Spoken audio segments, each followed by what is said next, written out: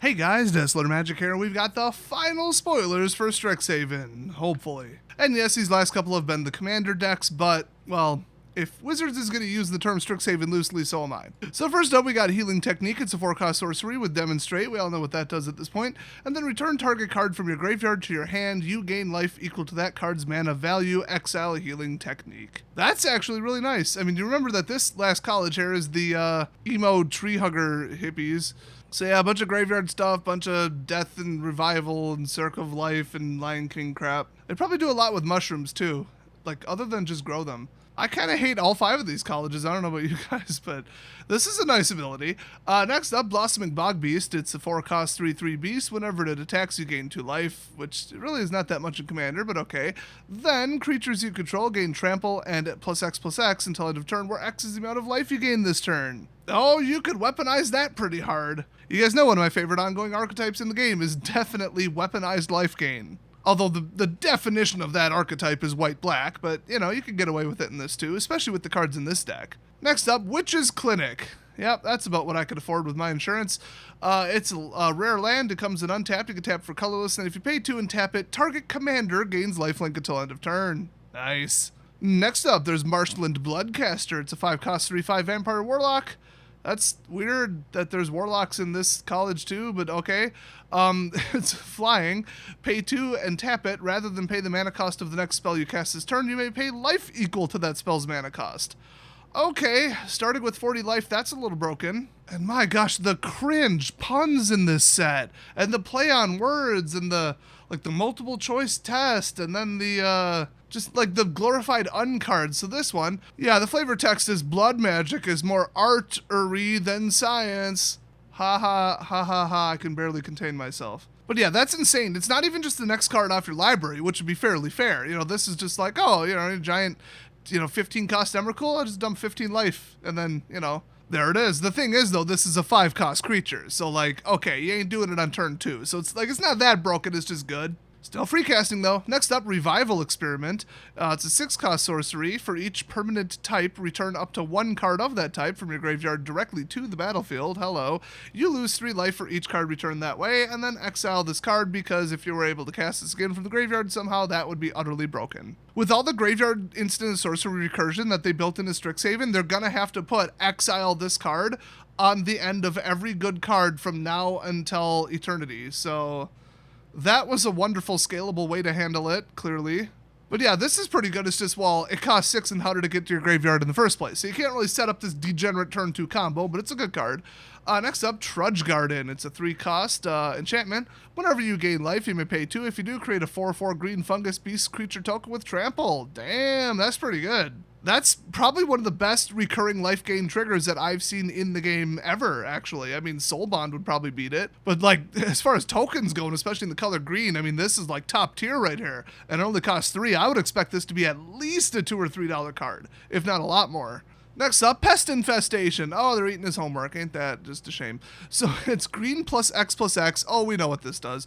Destroy up to X target artifacts and or enchantments, and then create twice X, 1 green and black pest creature tokens with when they die, gain 1 life. Damn, that is no joke. And you guys know I love the multi-target X spells in Commander especially. I mean, it's standard right now. There's that white Heliod card where you just destroy a bunch of enchantments, if I recall. Oh, man, is that thing ridiculous. Well, then it says, or you can gain life. It's either or. This one, it's basically both, and then the way you gain life is by having a giant wall of creatures. So, pretty decent spell here. Definitely better than any kind of just, one and done naturalize. Kind of liking this deck so far. Next up, Blight Mound. God, that art's creepy. It's a 3-cost enchantment. Attacking pests you control get +1/+0 and have menace. Oh my god. And whenever a non-token creature you control dies, create a black and green pest creature token with when this dies, you gain 1 life. Man, this has got life gain, it's got removal, and it's got defensive lines of giant creatures and swarms. This deck's decent. I mean, it won't stand up to a highly competitive Commander deck, I don't think, but it's decent. So next up, Essence Pulse. It's a 4-cost sorcery. You gain 2 life, then each creature gets -X till end of turn, where X is the amount of life you gain this turn. So very hard to control, and it affects your creatures too. I do not like this. I'd almost think that, with this being a guaranteed -2, you're trying to kill all your own pests, but like, why? the life you gain will not make up for you being defenseless and getting rushed by the other player's creatures. So there's probably more to this in the deck, but I don't know. This doesn't seem too smart to me. I mean, it could be a board wipe for forest, just then run Damnation. So next up, Sproutback Trudge, aka the college's school bus. It's a 9-cost fungus beast, and this spell costs X less to cast, where X is the amount of life you gain this turn. Nice. And then there's Trample, of course. It's a 9/7. Hello. And at the beginning of your end step, if you gained life this turn, you may cast Sproutback Trudge from your graveyard. With the reduction.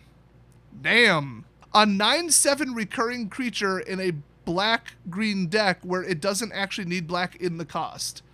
I think people are going to take this out and put it in a different deck. Next up, Vanewitch Coven. It's a 3-cost 3/3 Vampire Warlock with Menace. Whenever you gain life, you may pay 1 black. If you do, return target creature card from your graveyard to your hand. That is utility AF.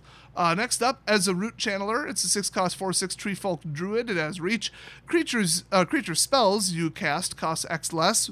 To cast for X is the amount of life you gain this turn. So it just takes that ability that's already on half the creatures in this deck and gives it to the rest. Okay. And then you can tap it and gain 2 life. Oh my gosh. I mean, and it has reach. This is like the ultimate utility Treefolk. I feel like they actually should have watered this down. They should have said green creature spells or something. You know, done something to just put a little bit of a limit on this, because, I mean, yeah, it costs 6, okay, but, like, it's pretty damn good. Next up, Bedora, Grave Gardener. It's a 5-cost 5/5 Treefolk Druid legendary creature. Whenever another non-token creature you control dies, you may return to the battlefield face down under its owner's control. It's a forest land. So it's not a creature, it's just a land. Yeah, I was wondering where the ramp is in this deck, although I'm still wondering because this is 5. But if you want to get a lot higher than 5, I mean, okay. But it is non-token, so it doesn't 100% match the deck, but it's a good, like, mid to late game insurance policy if you got a bunch of, like, you know, 1 to 2 cost mana dorks out there, and when they die, you turn them back into forests. Well, okay, not really back into forests, but let's be honest, that's what they are. I kind of like this. Next up, Guillaume, Master Chef. All right, getting the cafeteria staff in on it. Why not? 4-cost 5/3 Troll Warlock, Legendary Mythic. Hello. Trample. Okay, at the beginning of your end step, create a number of food creature tokens, or food tokens, not creatures, just food tokens, equal to the number of non-token creatures you had enter the battlefield under your control this turn. So, like, I get it. He's turning the pests into food, but then you still get to keep the pests. So, kind of shaky on the logic there, but okay. But then if you pay 1 and sacrifice a food, target creature gains indestructible till end of turn, tap it. Well, at least you tap it, but I mean, that's a little much in the middle of combat, I gotta say. I mean, you gotta run out of food at some point, but the fact that you also have the option of, you know, paying to sack it and gaining 3 life, because it's food, that's pretty good. Oh, remember, you get a whole bunch of triggers in this deck for gaining life, but you have to pay to sack the food to gain the life, so it's not quite as good as you think for the cost reductions, but it's pretty good for the triggers. And finally, we've got that guy from Fantastic Beasts. It's Tiwash, Gloom Summoner. I just realized that that's in the Harry Potter world, and they're comparing this to Harry Potter. Oh, they went way too close on that one. Anyway, it's a 5-cost 4/4 Human Warlock with lifelink. And at the beginning of your end step, if you gain life this turn, you may pay X life, where X is the amount of life you gain this turn, so the whole amount. If you do, create an XX black demon creature token with flying. That's pretty spicy. I mean, you have to be pretty confident or really have a lot of life, but yeah, that's really good. So you could sack a couple food and just, oh, hey, look at that, 9/9 demon. I'd be interested in playing this deck. It's not really my style, but it's kind of interesting. I mean, it works. The mechanics and the synergy are very, very tight. It's just everything we've seen basically costs 4 or 5. I'm a little concerned. Now, did they probably put a bunch of mana dorks and, you know, mana ramp and mana rocks and all that in the rest of the deck that are reprints? Probably, and if they didn't, you could fix that. But as long as you can get there, ooh, yeah, you get something going. You get a soul ring in there, and damn. Some pretty spicy cards to finish off the Strixhaven spoilers. I'm going to have some more card reveals later today. I bet you could guess what those are. I'll give you a hint. They're not necessarily real, but I'm reporting on them anyway. What else is new? I'll give it the level of credence it deserves, I'm just saying. But in the meantime, thanks for watching this video, and I'll see you guys next time.